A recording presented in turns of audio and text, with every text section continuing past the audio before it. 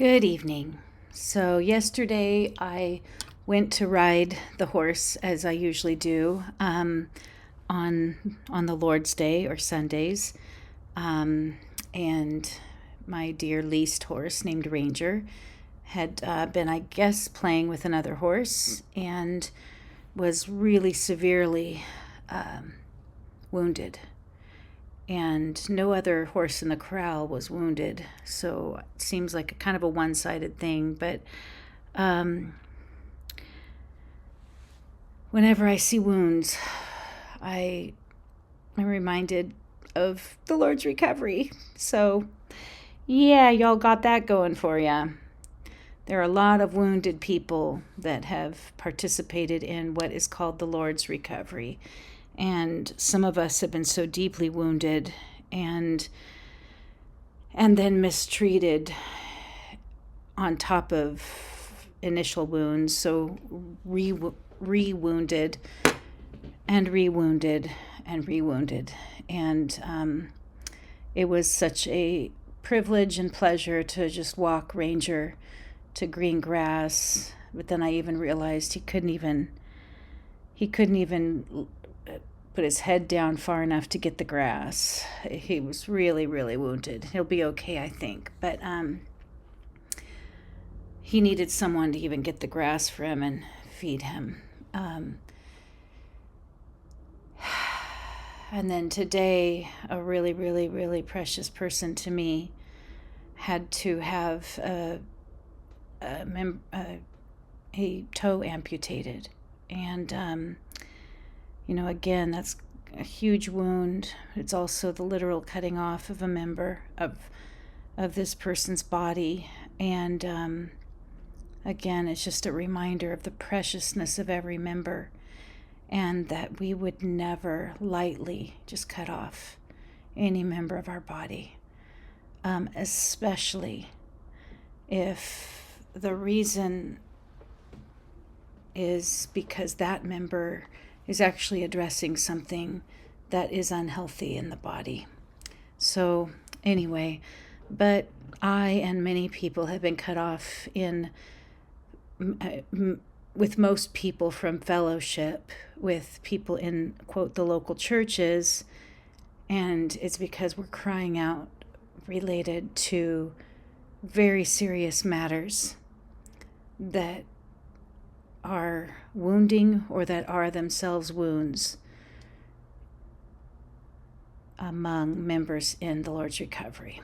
So anyway, I have a letter to share with you, and it was written by Don Bowen, and the date is March 9th, 2001. Wow. Before my daughter was even born, a few months before.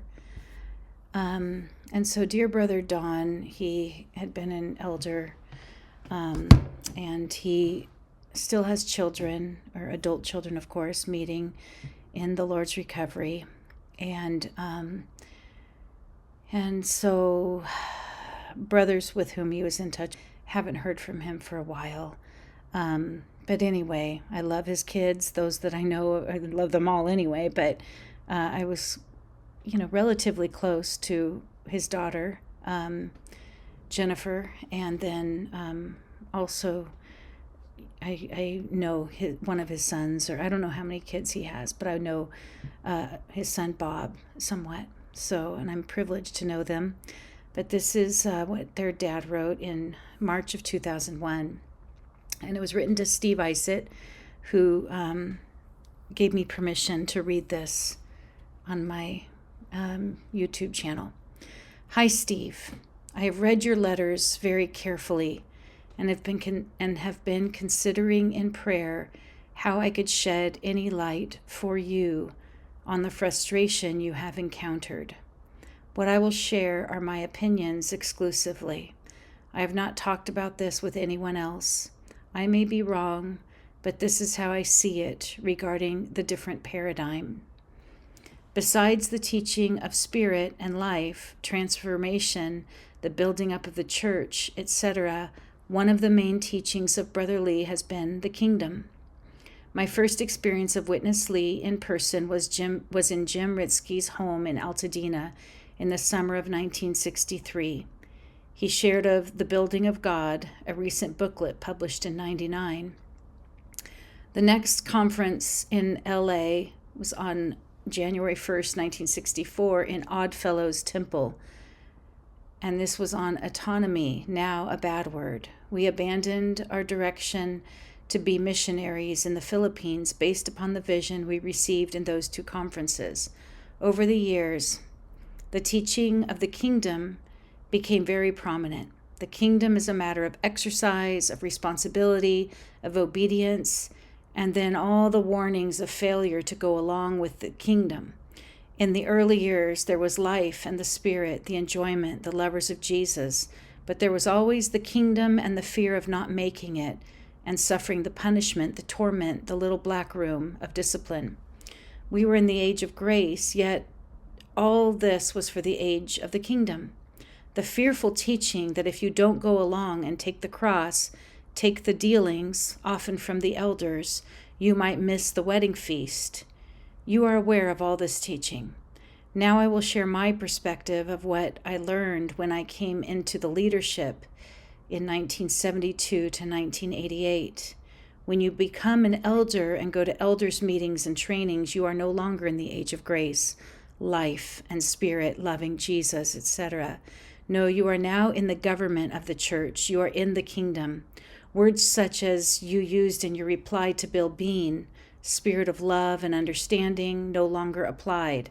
In the leadership, responsibility and faithfulness and obedience without question were learned. There was no fellowship now. You are a private in the Lord's army, and you better learn the laws of the kingdom.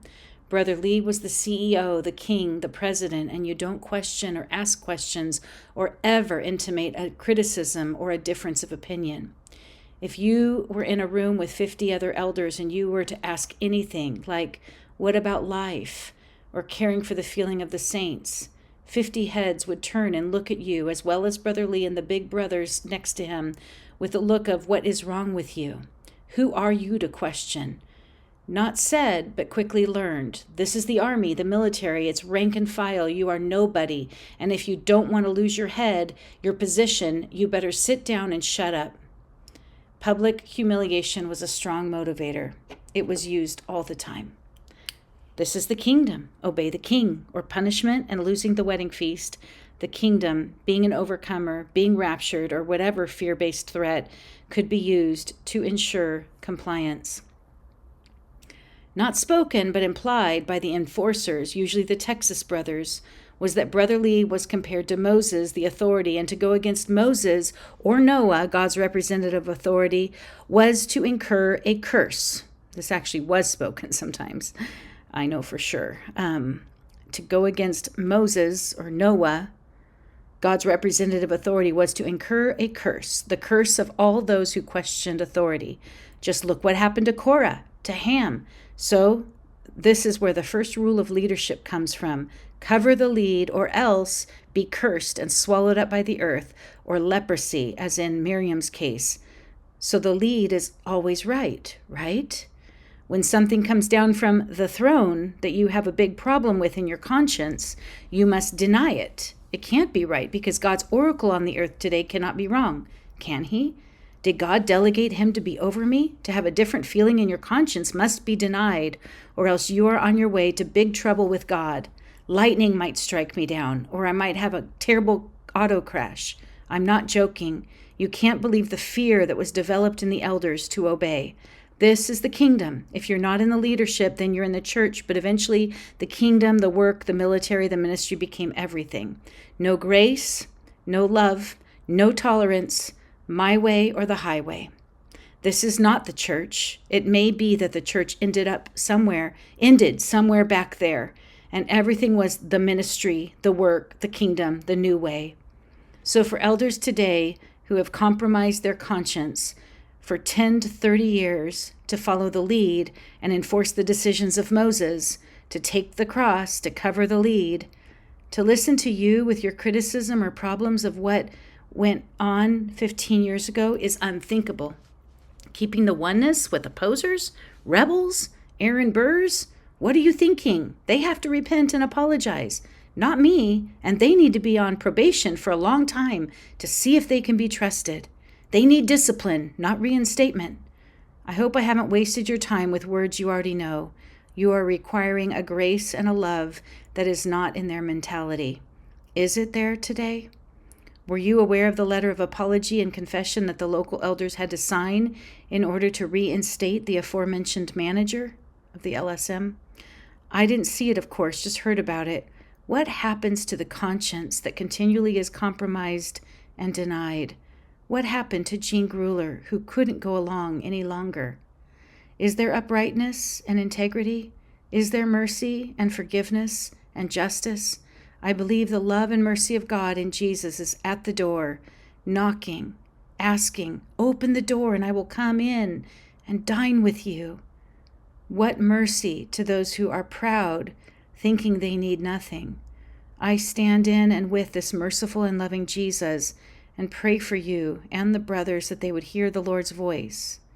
Your friend, Don. Is Jesus outside the door, knocking, trying to get in to what is called the church in that city? They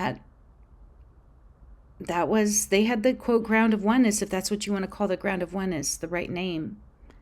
But Jesus was outside. So anyway, thank you, Brother Don, if you are still alive on this earth. Thank you for this letter, and Brother Steve was happy that it be shared. And I think all of us need your words and many, many others. So please, saints, please keep speaking out. Speak the truth in love. Thank you.